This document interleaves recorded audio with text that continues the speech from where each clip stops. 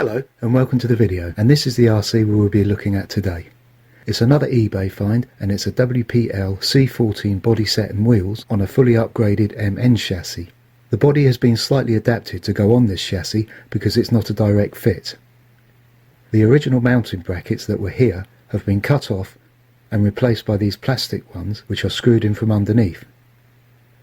Screws go through these to fix this part of the body to the chassis. The bed has been trimmed underneath to fit over the adjustable rear shock mounts, and it's screwed to the chassis through some holes that have been drilled in the side of the bed at the back. The MN chassis is made entirely from metal components which include the chassis rails, suspension links, front axle, steering links, shock absorbers, rear axle, diff covers and drive shafts. I took the axles off to check for grease in the diffs, and they both had plenty inside. The metal on the axles is quite thick and seems to be machined well for the price point. The two parts fit together well, and I had no problems reassembling them. Everything turned freely and was very smooth. On the front axle is a Surpass Hobby digital metal gear servo, which is screwed into a metal servo plate and mounted to the axle on a metal truss. The metal gearbox has metal gears inside and has a reduction gear unit with a 370 motor which has a metal heatsink. This motor and gearbox is an upgrade that can be bought separately and used in MN and WPL RCs.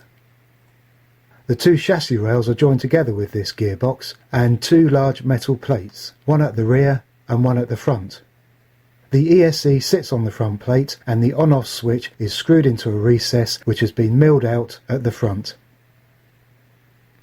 The ESC is 30 amps and can use NIM and 2S batteries. It also has forward reverse and forward brake reverse functions. They're very small and flat, and they're ideal when you have limited space. And all I have to do is change the battery plug on them to an XT60 because that's my plug of choice in my RCs. A plastic plate is screwed on top of the front metal plate covering the ESC. The front of the body is screwed into this plate through these holes from underneath. The first change I made was to swap the white WPL C14 wheels for a set of black WPL C54 wheels I had spare. But these have more offset, and the inside edge of the tyres almost cleared the arches of the body, which I didn't like. So I ordered some black WPL V3 wheels, which I prefer.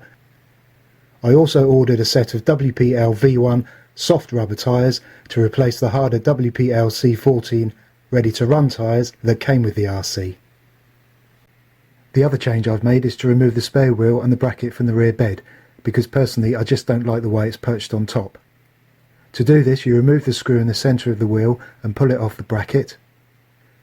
Remove the bracket by taking out the two screws and replace these through the metal plate, securing it back to the bed.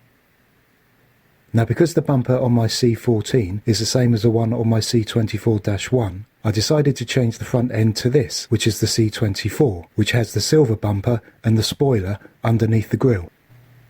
So I bought the C24 spare part pack 1 from WPL and these lenses to go with it. I only needed these parts from pack 1, and the silver bumper clips into the 4 holes in the grille assembly.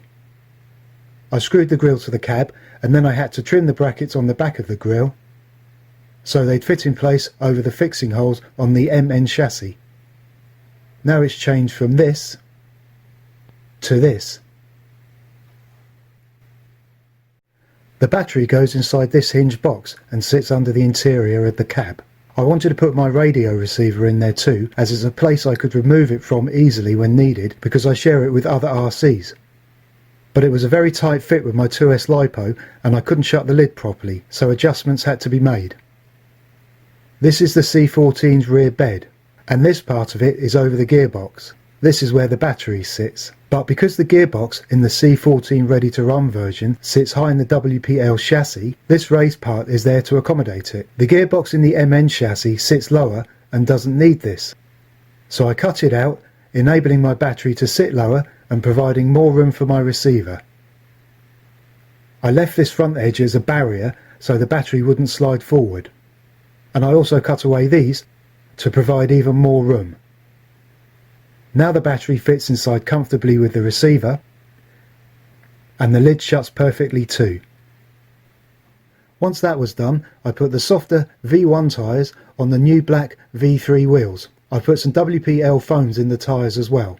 These support them nicely while keeping them flexible. I haven't used wheel weights because I think the metal chassis may already have enough weight to plant this RC to the ground. So here it is finished, with Mr. Jones in the cab, ready for its first run. I hope you enjoyed this video and found it informative. Thank you for watching, and I'll see you soon.